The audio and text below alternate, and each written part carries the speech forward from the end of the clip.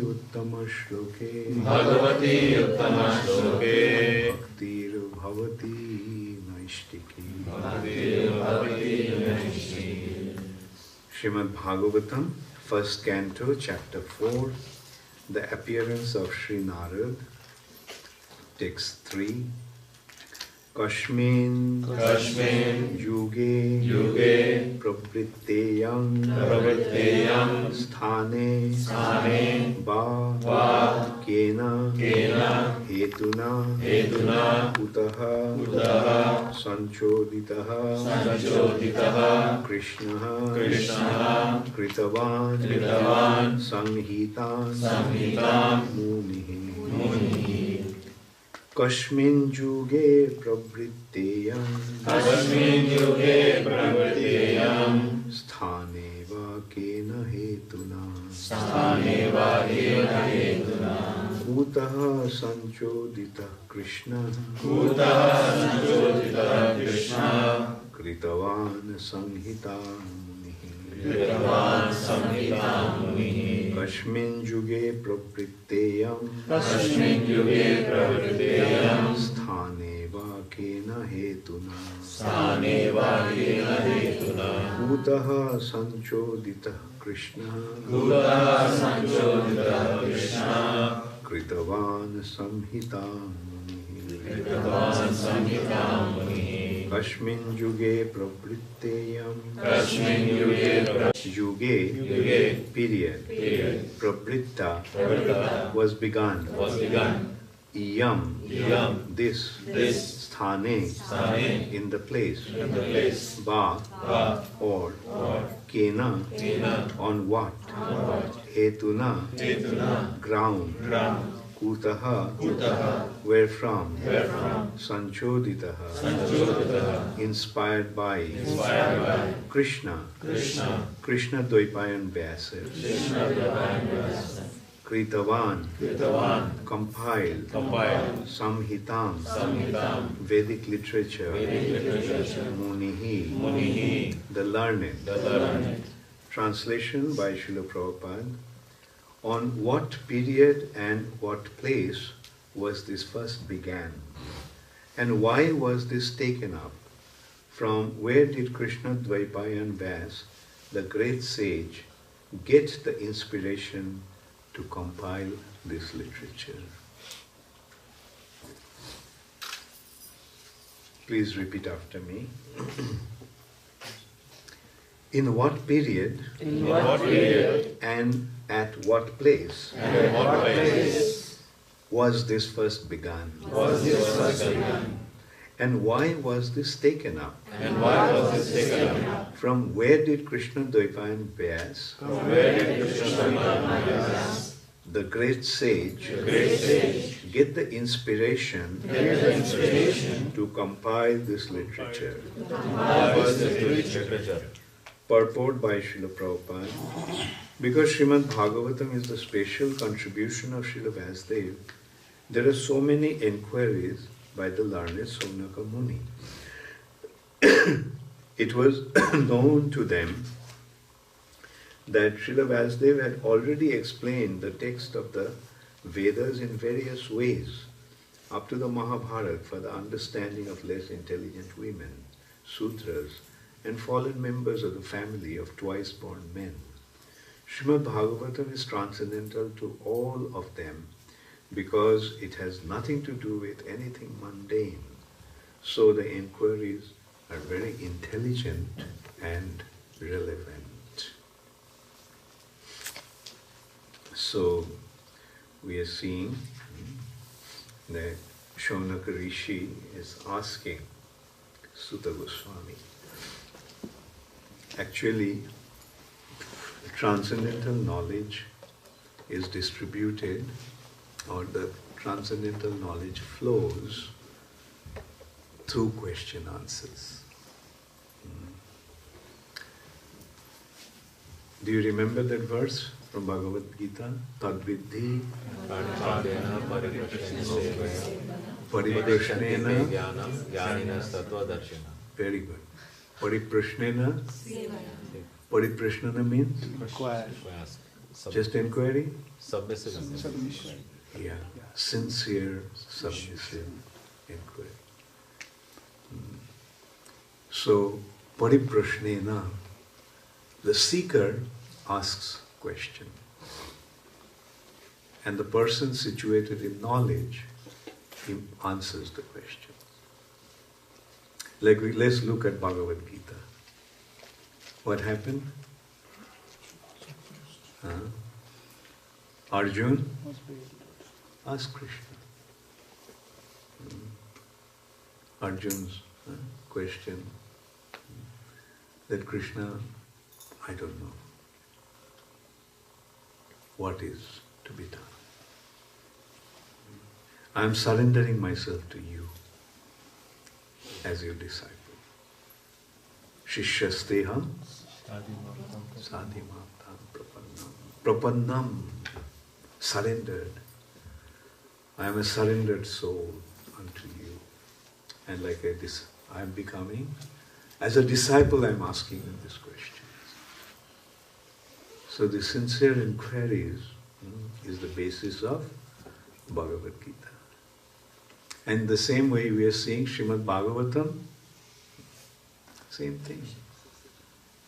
Sincere inquiry. It began with Parikshit Maharaj.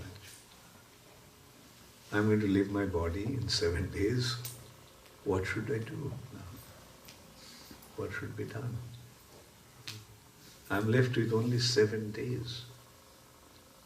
And Sukadeva Goswami is answering. Shaunaka Rishi, on behalf of the sages in Naimisharanya, is inquiring. And Sutta Goswami is answering. So this is the process. The sincere inquiry must be there. Prabhupada said that 2 kinds of people don't have any questions. One, those who understood everything. And the other who didn't understand anything. Otherwise, the inquiry must be there.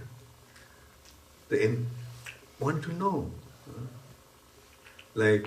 So he's inquiring, how did it happen?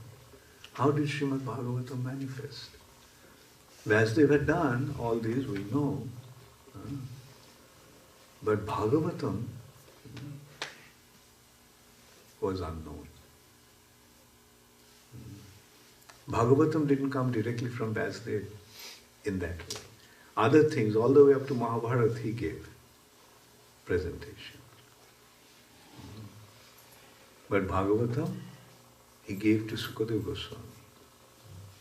And then Sukadeva Goswami recited it to Parikshit Maharaj. And that's how Bhagavatam became manifest. Otherwise, Bhagavatam was not manifest until then.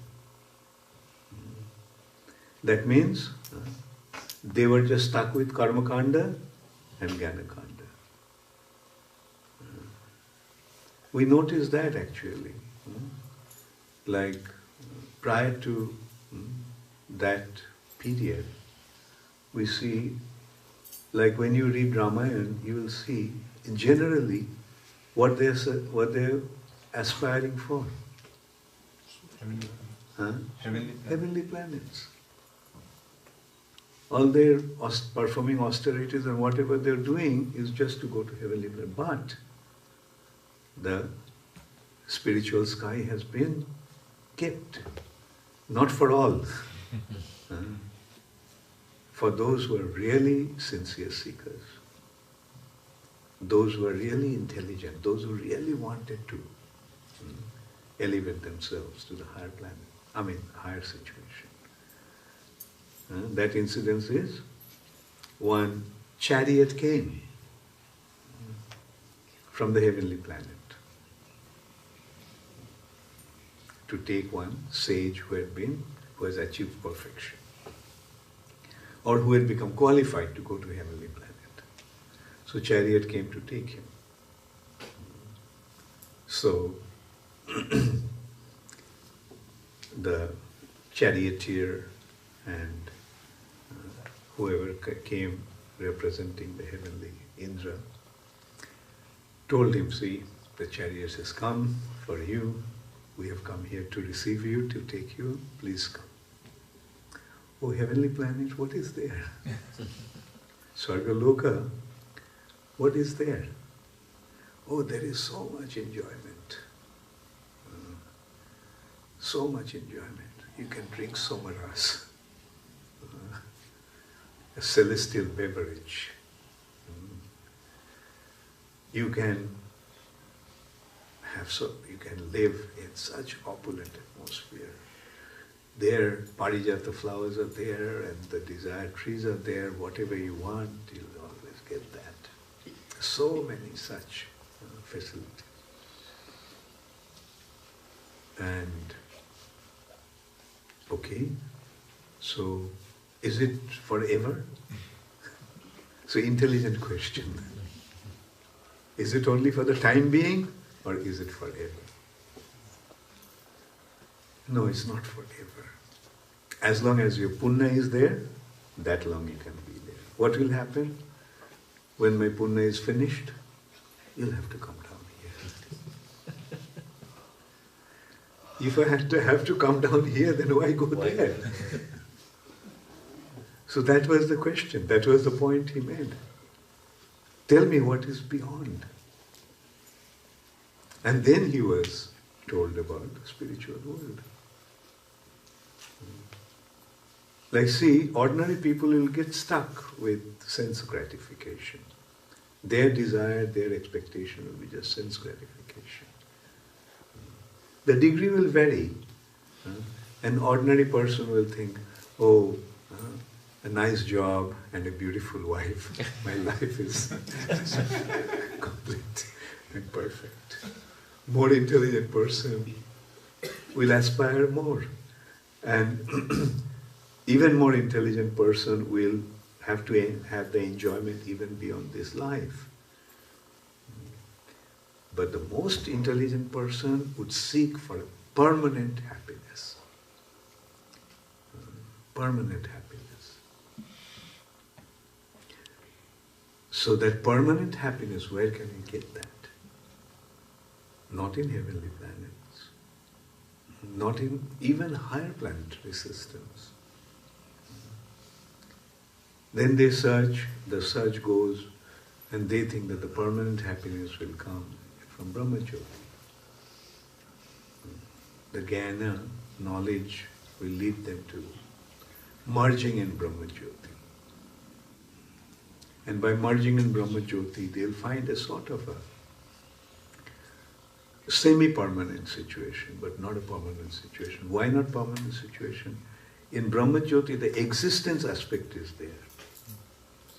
But Ananda aspect is not there. Sat aspect is there, Chit aspect is there. Existent aspect is there, consciousness aspect is there. But Ananda aspect, Ladini aspect is not there. Therefore, now the question is, how do we get that situation where we will get permanent existence, eternal absolute knowledge, and eternal enjoyment?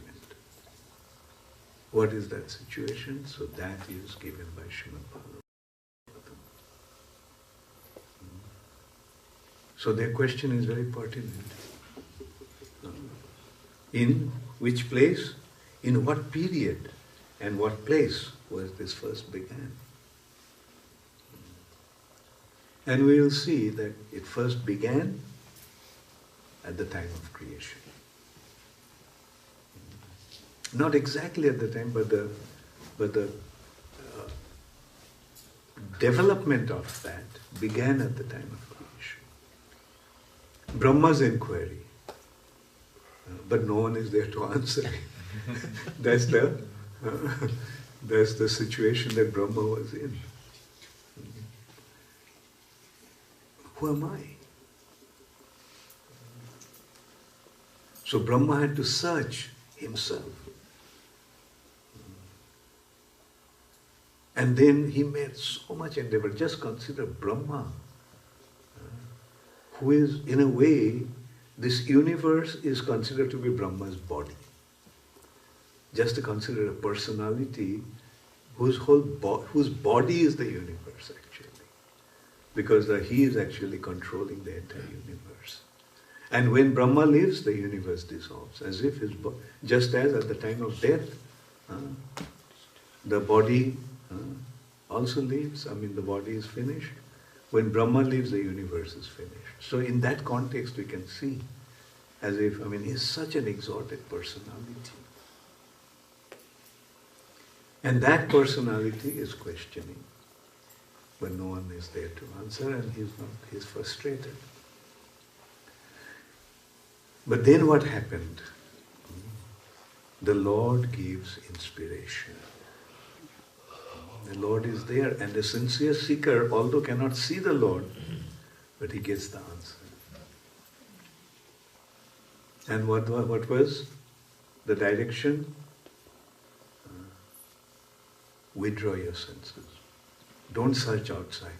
Go inside. Go inside. Tapaha. Perform austerities. Austerity means to withdraw our consciousness, our senses internally. Generally, the tendency is to run outwardly, run out. Generally, we want to, like dhayate vishayan pungsha, the consciousness is always running externally to enjoy. So, and austerity is actually the objective of austerity is to curb that tendency. To curb that tendency. Generally we want to do that, but no, don't do that. Restrain. That is the meaning of austerity. Tapaha. So Brahma then withdrew his consciousness and then projected his consciousness internally. And when he projected his consciousness internally, he heard a sound. A beautiful sound. And to him the sound appeared to be the sound of Omkar. But actually it was the sound of Krishna's flute. He heard Krishna's flute. But that sound came in the form of Omkar. Om. That's the first sound.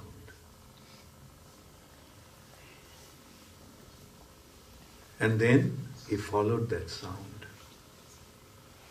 He meditated on that sound, Om. And as a result of that sound, meditation on the sound, Gayatri became manifest.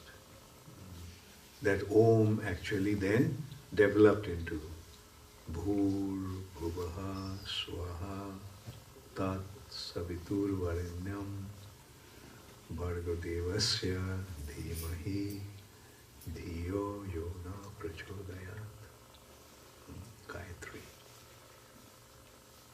So then as he meditated on Gayatri, then the transcendental knowledge, the Vedas, that means the spiritual sky became manifest to Brahma. So that is how Brahma received. Brahma did not receive directly, externally, through question answer that way. But Brahma's questions were answered internally. And the transcendental knowledge thus develops internally. Tene Brahmarida Adikavaye Brahmarida. That Brahma Gyan Adikavaye Rida in the heart of the Adikavi. The original realized soul. That is Brahma. The transcendental knowledge was revealed in the heart of Brahma.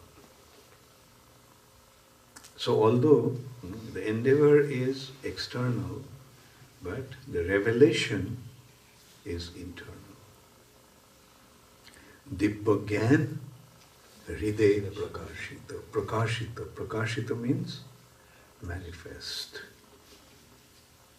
Hriday means in the heart. The transcendental knowledge is revealed in the heart. Nayam atma pravachanena labhya na medhaya na bahuna shrutena.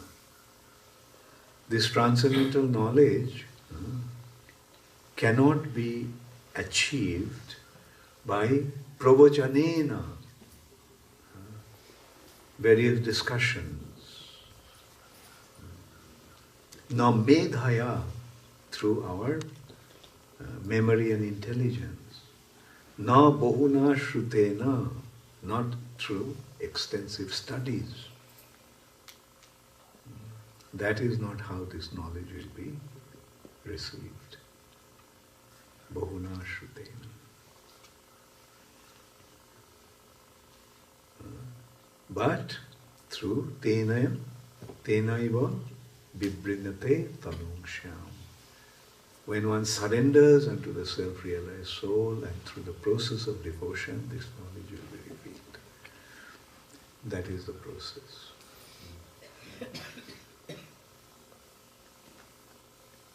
So, that is what Srimad Bhagavatam is actually giving us. Until and unless we come to the point of Srimad Bhagavatam, the transcendental knowledge will not be achieved.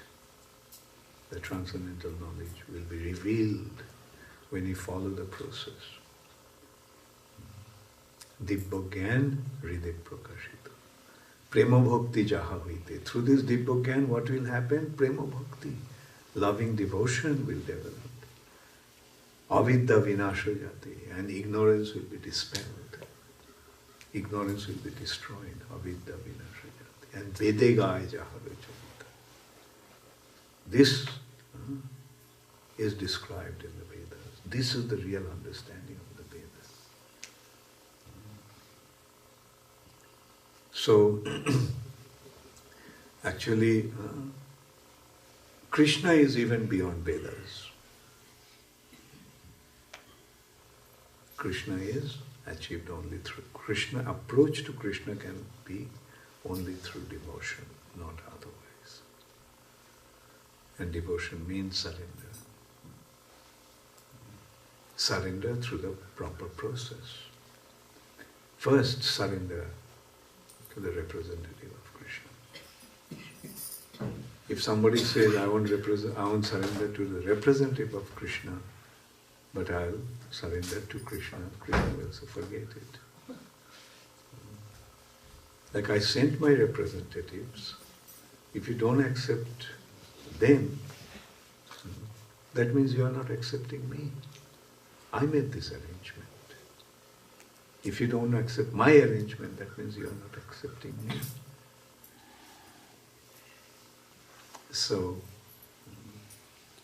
this is a simple process. Like whether we like it or not, we have to have faith, and due to that faith we make the surrender, and the rest happens. Rest happens.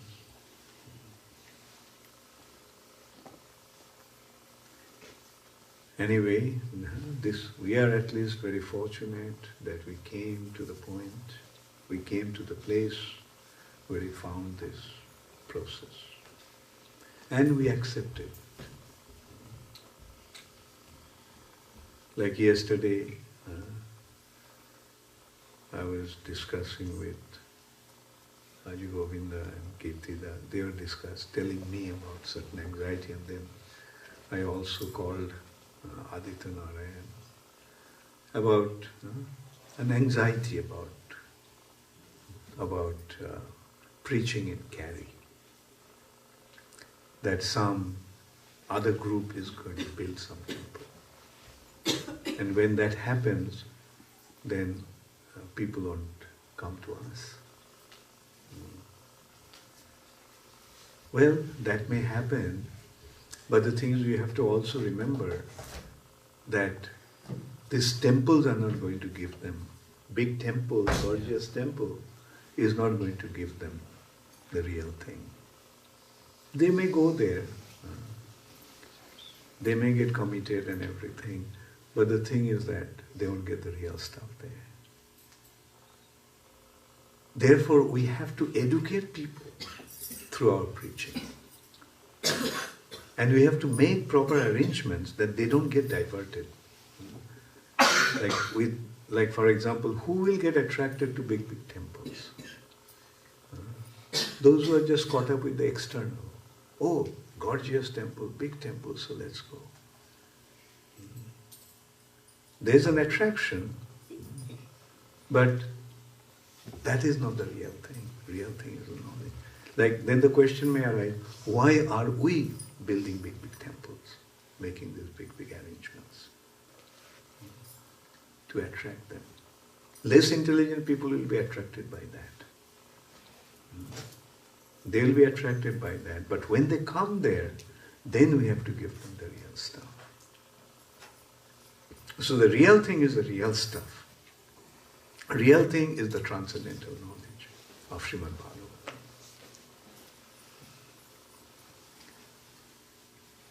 And yes, we'll make this attraction, but that is not the important thing. Bring them here and then give them a good dose of Krishna consciousness. And that dose will make them immune to attraction to those temples. They'll make them immune to that attraction. Like we see, so many groups are building so many big, big temples, but they're empty. When Prabhupada came to America, he noticed that. Their temples, the churches are empty.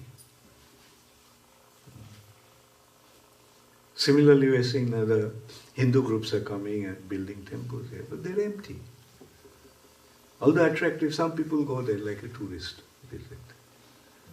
And I was telling also, I think I told Aditya Narayan, like in India, the most attractive temples are the Birla temples. But they're empty. No one goes there. Only tourists go there. Is their understanding of Krishna? They serve only some sugar for offering. Why? Oh, he doesn't eat. That is their understanding. Since he doesn't eat, why take the trouble to cook all this stuff? Better we eat them. But our understanding is Krishna eats. And then he gives it back to us. So offer it to him and then eat it. There is no loss. Rather, gain. Now the food has become karma-free. Now the food has been injected with Krishna's mercy, prasad. So the main point is that our business is to give the knowledge. Not just increase the number. That's another thing also. I'm sorry to say that, in many areas the number of congregation devotees are increasing. Number is increasing. Right? Many people even got initiated. But commitment to the movement is practically not there. They get initiated thinking that, I dumped my karma to this guy through initiation. Guru is there to take my karma. So now I have become free and that guy is going to suffer for me. And then no patta. Then you don't see those guys. It happens. I am experiencing that. They're dying to take initiation, but after initiation you don't see them. Even if I go to that place, they don't show up. Why did they take initiation? That means they didn't really understand it. And the thing is, this is one problem that we have, that we are not really teaching people, we are not really giving them the knowledge or the understanding. Oh, chant 16 rounds? Yeah, I'm chanting 16 rounds. For how long? 1 year? Okay, now you're qualified to get initiation. Temple president gives recommendation. That's the ultimate goal. No, that's the beginning. That's the beginning. Initiation literally the word means beginning, initiation, beginning, and carry on after that. And in a way, I'm seeing that, the benefit of that, like when you spend time with them, you educate them, and people are attracted to this process and sincerely accept it. So, it is not that the people won't respond to our call. They'll respond to our call provided we make that call properly. We have to make that call properly. And when they come here, they must see that yes, this is what is the real thing. And here in Shaunaka Rishi is pointing that out. He is actually expressing that point. That I can see that this is the real thing, but how did it happen? How did it happen? Where did it begin? When did it begin? How did it begin? So that is the sincere approach to that.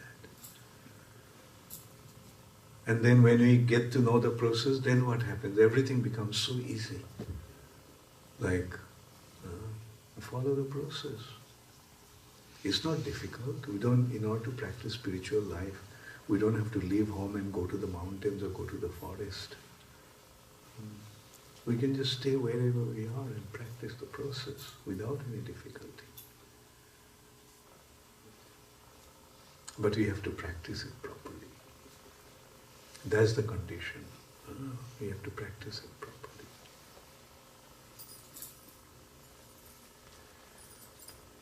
Thank you all very much. All glories to Srila Prabhupada, Gaur Premanande.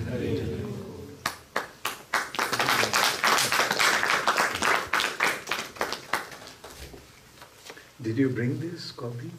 Gurmaharaj, I actually just want to say that we brought all these books. It's like a donation from our North Carolina center. Oh, wonderful. So there's entire Srimad Bhagavatam, Bhagavatam, and thank you. the 7-volume Prabhupada Leelamrit and some extra.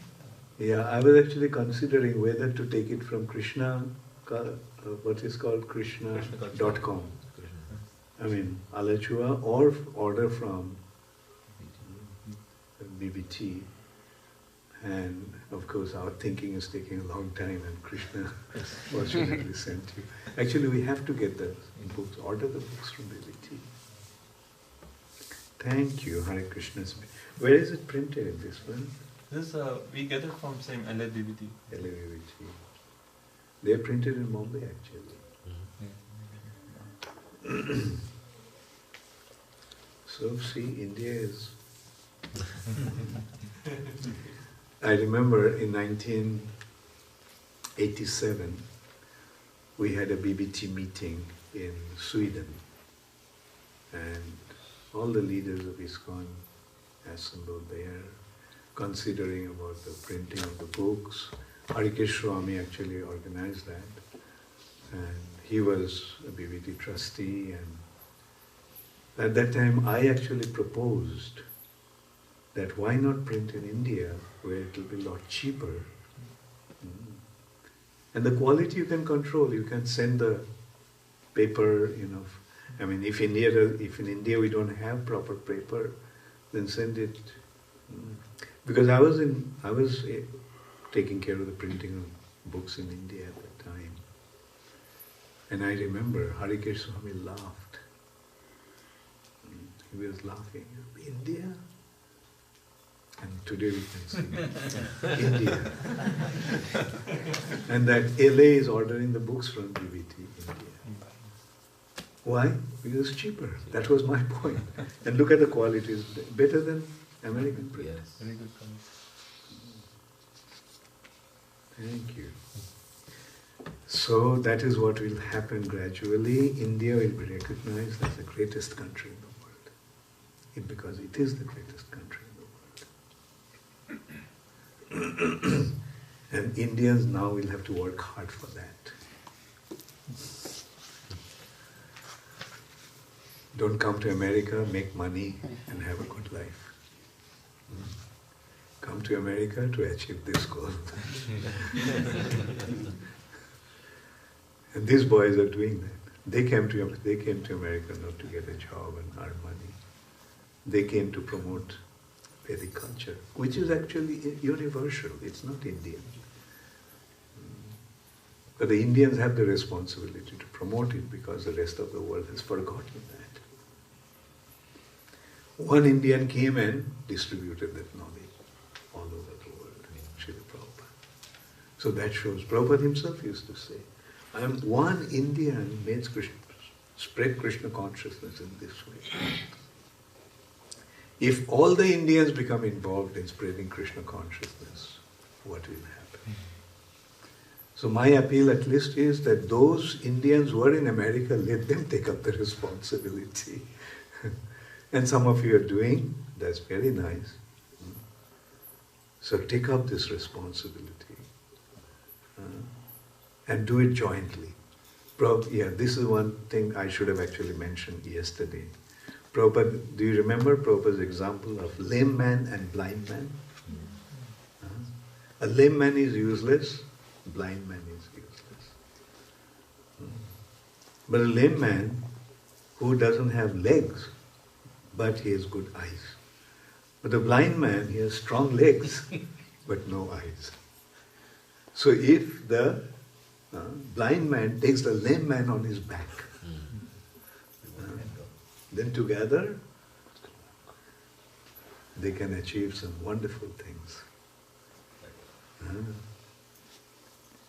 So, India is spiritually, India is materially lame. And West is spiritually blind. So what do we have to do? Climb on to the back of the Westerners and spread Krishna consciousness. So we have to, the point is that jointly we have to do it. When you do it jointly, the result is remarkable. That's the example I was actually giving yesterday. I mean, when we needed to do, we had to do official work. And fortunately, Soumya was here, Soumya Radhika was here with us. And I put her in the front line. You go and deal with them. And, the job became so easy. Rasananda. On the other hand, if we went, then what would have happened? Oh, a bunch of Indians want to have something. No way. So that is how we have to do things jointly. So, materially lame and spiritually blind, let us work together.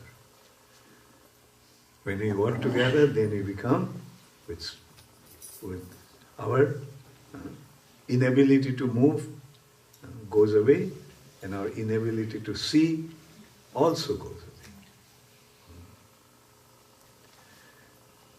Thank you all very much. Hare Krishna. Yes, Ajay. You were mentioning about certain devotees who take initiation and then they are not connected to the Guru. And it is said that after the initiation, the relationship is between the Guru and the disciple. So, as a congregation member, as people are in preaching, do they owe some responsibility? I mean, to encourage them is obvious, but... Yeah, sure. Hare Krishna, Suchitra. Hare Gol, Kamalata. Where is Lalita?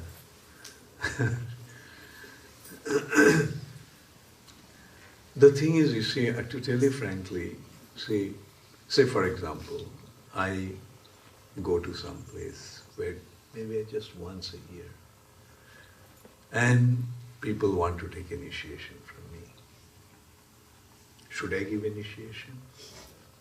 I think that I should not. Because I am accepting their responsibility, but I am not fulfilling that responsibility. But what happens? I am under pressure. Maharaj, you have to give initiation. These people chanting 16 rounds for so long and this and that.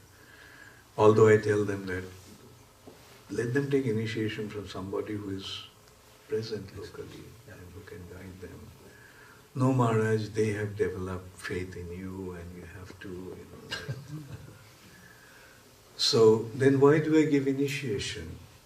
With the hope that the local devotees are going to take care of them. And that's the arrangement that Srila Prabhupada made.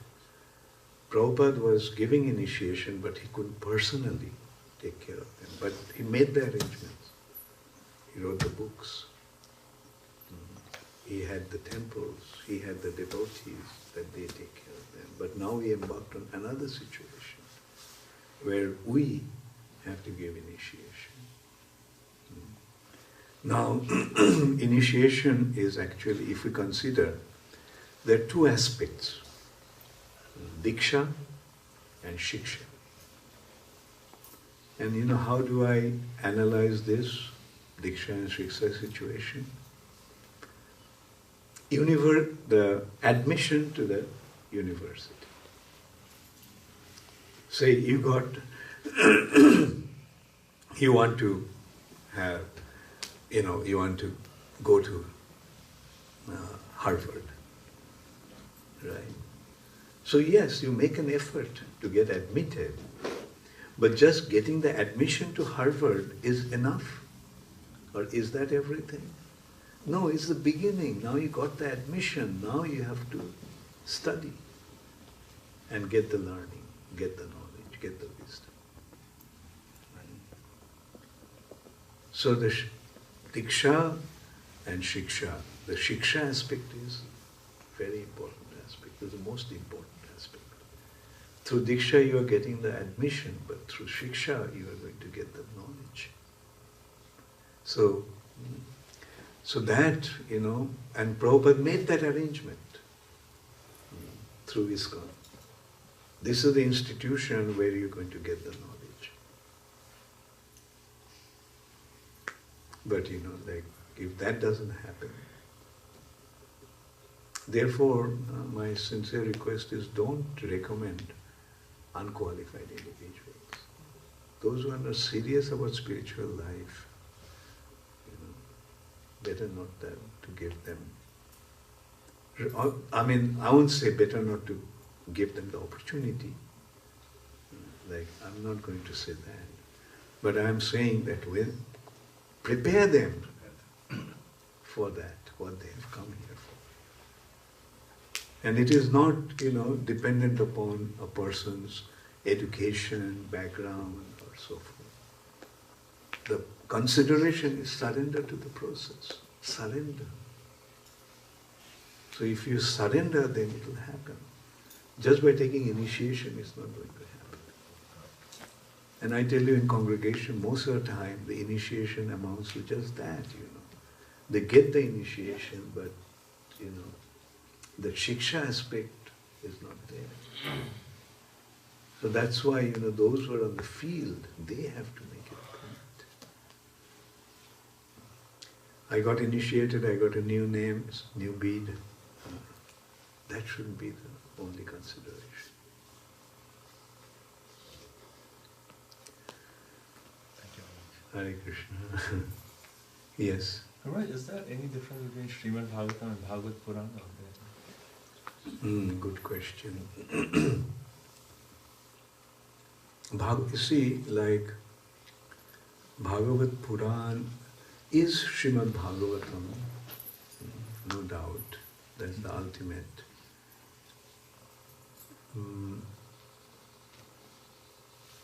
In a way, it's the same. It's the same, Bhagavad Puran and Srimad Bhagavatam. It's the same. And Guru, you quoted one verse, Pravachanena. Nayamatma pravachanena labhya. Is that, do you have any reference to It's one of the, I have to check it. I have to check that, where it is from. You'll find the shloka book. Yes. You'll find it there. It starts with Nayam. Nayam, N-A-Y-A-M. Long A. Nayam Atma Pravachanena Labhya. Okay, thank you all very much. All glories to Srila Prabhupada. So now let me introduce two new arrivals here. This is Suchitra and Kalavati, her daughter. I'm sorry, Kamalata, her daughter. Suchitra lives in Orlando. You heard of Guru Gauranga? Suchitra is Guru Gauranga's wife. And Kamalata is Guru Gauranga's daughter. There's another daughter who opened the door, but then she disappeared. She opened the door for them and then she went away. And Suchitra came to dress the deities today. Thank you, Suchitra. And these devotees, many of them are from North Carolina. Suchitra lived in North Carolina also for some time. Yeah, yesterday I was mentioning about I was staying next to Krishna Das's house at Guru Gauranga's place. So that was Suchitra's place. And they played a very important role about getting this place. It's Guru Gauranga who actually found this place. And he did all the negotiations and everything. Unfortunately, he's not here right now. He went to South Africa. He has his business there. And yeah, some of them are from North Carolina, some of them are from Charlotte. And most of them, or all of them, are from the spiritual side. Thank you, Hare Krishna, all glories to Srila Prabhupada. This is from Katha Upanishad. Yeah. Yeah, thank you. Nayam atma pravachanena labhyo, na medhaya na bahuna shrutena, jame vaisha vrinute tena labhas, tashaisha atma vrinute tanumsham. Katha Upanishad 1-9. So many of you will be leaving today, yes, after breakfast, okay, and many of you will be staying here today. Thank you, Hare Krishna.